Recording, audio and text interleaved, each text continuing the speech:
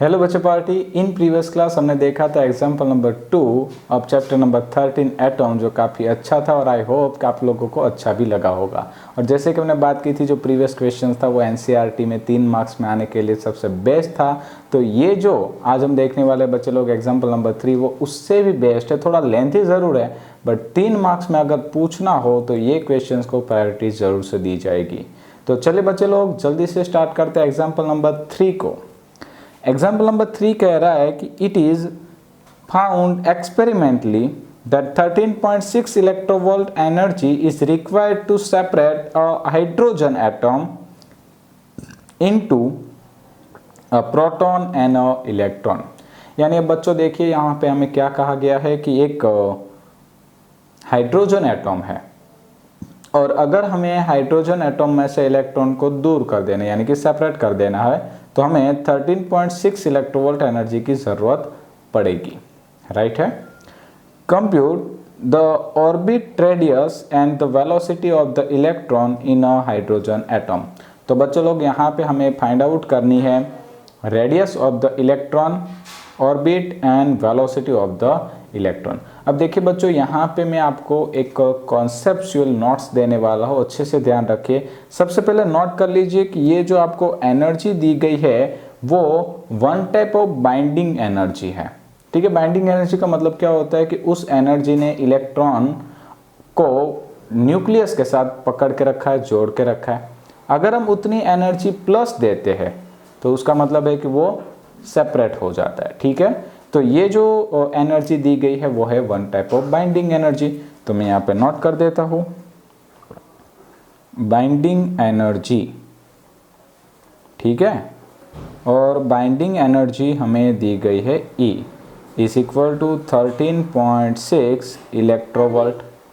अब देखिए आप लोगों को बता दूं बच्चों, यहाँ पे एक छोटा सा कॉन्सेप्ट यूज करना है। सपोज मान लीजिए कि आपकी जो काइनेटिक एनर्जी है वो होती है X, काइनेटिक एनर्जी होती है X। तो यहाँ पे बच्चों आपकी जो पोटेंशियल एनर्जी होती है वो होती है -2x। और सिमिलरली आपकी टोटल एनर्जी, या तो हम उसे मैकेनिकल एनर्जी कह सकते हैं या तो टोटल एनर्जी भी कहते हैं। ये 11th स्टैंडर्ड के ग्रेविटेशन पोर्शंस का कॉन्सेप्ट है, तो वो होती है -x। ठीक है, इसे कहते हैं बाइंडिंग एनर्जी। अब ये माइनस सिंबल ही दिखा रहा है कि ये खुद बाइंडिंग एनर्जी है। ठीक है ना, नहीं तो आप कहोगे सर एनर्जी माइनस में कैसे गई। हाँ, तो ये माइनस सिंबल जो है वो दिखा रहा है कि ये बाइंडिंग एनर्जी है। राइट है। तो चलिए अब हमें बात करनी थी इसकी रेडियस के लिए, तो मैं यहाँ पे बात करता हूँ ऑर्बिटल रेडियस या तो रेडियस ऑफ ऑर्बिट। ठीक है, अब कैसे फाइंड करेंगे बच्चों, तो देखिए यहाँ पे हम बात करेंगे पोटेंशियल एनर्जी के लिए। तो पोटेंशियल एनर्जी जो है बच्चों वो होती है K Q1 Q2 upon 2R। ठीक है, और ये माइनस में होती है। अब आप कहोगे सर हमने आगे वाले क्वेश्चन में तो K Q1 Q2 upon R लिया था, यहाँ पे लिया है K Q1 Q2 upon 2R। तो बच्चों नोट कर लीजिए कि वो जो पोटेंशियल एनर्जी थी वो पॉइंट चार्ज की थी और ये जो पोटेंशियल एनर्जी है वो इलेक्ट्रॉन की है जो सर्कुलर मोशन कर रहा है। ठीक है ना। और अगर आपको ये कॉन्सेप्ट अच्छे से सीखना है बच्चों तो इसी चैनल पे आपको ग्रेविटेशन चैप्टर्स के वीडियोस मिल जाएंगे, तो आप वहाँ पे जाके इसे अच्छे से पढ़ सकते हो। तो चलिए भाई यहाँ पे हम बात करेंगे पोटेंशियल एनर्जी, या तो हम कहेंगे K Q1 Q2 upon 2R। तो यहाँ पे हम एनर्जी लेते हैं suppose E is equal to -K Q1 Q2 upon 2R।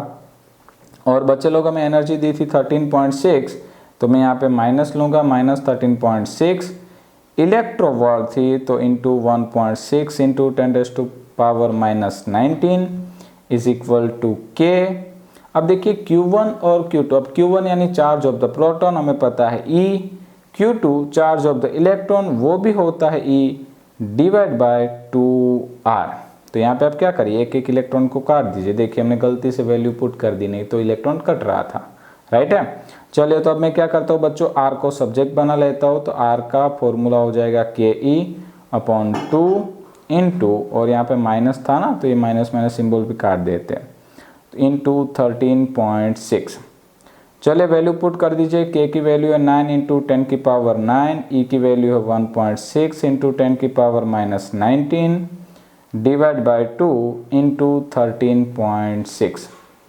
Right है बच्चों। चलिए सारी वैल्यूज़ हमने पुट कर दी है। आप क्या करिए, जल्दी से कैलकुलेशंस को फिनिश करिए और यहाँ पे जो करेक्ट आंसर होगा वो होगा 0.52974 इंटू 10 की पावर माइनस 10 मीटर। और अगर हम इसे अच्छे से लिखते हैं बच्चों तो हम लिख सकते हैं 5.29 इंटू 10 की पावर माइनस 11 मीटर। तो ये मिल गई मुझे orbital radius of electron. Correct है बच्चों, बट ये क्वेश्चन अभी अधूरा है, 50% कंप्लीट हुआ है। अभी हमें बात करनी थी वेलोसिटी के लिए। अब देखिए वेलोसिटी कैसे फाइंड आउट करेंगे। तो यहाँ पे आप नोट करिए कि काइनेटिक एनर्जी और टोटल एनर्जी सेम होती है। तो मैं यहाँ पे लिख सकता हूँ फॉर वेलोसिटी,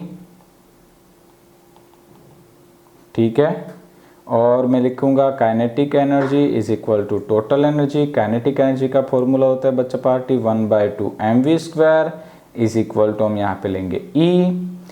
तो v² इज इक्वल टू हो जाएगा 2E अपॉन m। तो v is equal to under root 2E/m।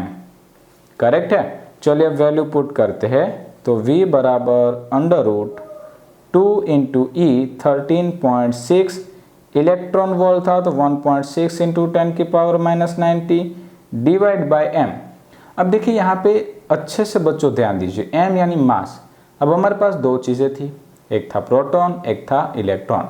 तो हम मास कौन सा ले, काफ़ी बार बच्चे लोग जो है ना वो यहाँ पे गलती कर देते हैं। तो अच्छे से ध्यान दीजिए बच्चों कि यहाँ पे हम बात कर रहे थे काइनेटिक एनर्जी की। काइनेटिक एनर्जी किसके पास होती है, जो मोशन करता है। अब यहाँ पे मोशन कौन करता है, इलेक्ट्रॉन करता है। तो यहाँ पे जो मास है वो भी हमें इलेक्ट्रॉन का ही चूज करना है, ठीक है। यहाँ पे गलती से प्रोटॉन का मास नहीं लेना है।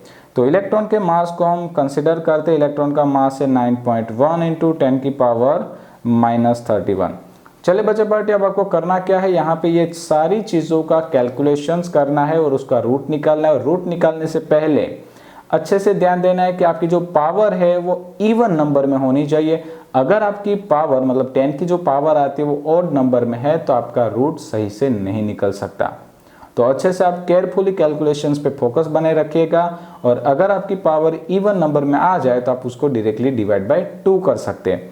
और मेरे हिसाब से बच्चा पार्टी यहाँ पे जो करेक्ट आंसर आने वाला है वो है 2.186 इंटू 10 की पावर 6। और अगर मैं यहाँ पे लेना चाहूँ अप्रोक्स तो मैं यहाँ पे लिख सकता हूँ 2.2 इंटू 10 की पावर 6 मीटर पर सेकंड। और यहाँ मुझे बच्चा पार्टी इलेक्ट्रॉन की वेलोसिटी मिल चुकी है। और इलेक्ट्रॉन की वेलोसिटी मुझे मिल रही है 2.2 इंटू 10 की पावर 6 मीटर पर सेकंड। और इसी के साथ बच्चों ये क्वेश्चन यहाँ पे कंप्लीट होता है। तो ये जो पूरा क्वेश्चन था बच्चा पार्टी एकदम न्यूमेरिकल और कैलकुलेशन बेस्ड क्वेश्चंस था। तो आई होप काफ़ी इजी था, तो आपको मज़ा आया होगा। मिलते हैं बच्चों नेक्स्ट क्लास में एग्जाम्पल नंबर 4 के साथ। Thank you.